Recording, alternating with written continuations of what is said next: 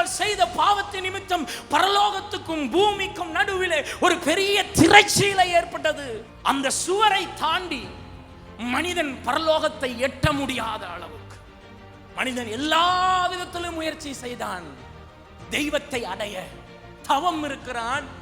தன்னால் முடிந்த அளவு தன்னுடைய சரீரத்தை வதைத்து கொண்டிருக்கிறான். ஆனால் சிலுவை உபதேசம் எல்லையை தாண்ட என்ன சொல்லுகிறது தெரியுமா? எல்லையை தாண்டி, இந்த சுவரை தாண்டி ஒருவன் பரலோகத்தை அடைய விரும்பினான் என்றால் அது மனிதரால் கூடாது. இவன் இங்கிருந்து போக முடியாது, அங்கிருந்து ஒருத்தர் வந்து ஆக வேண்டும்.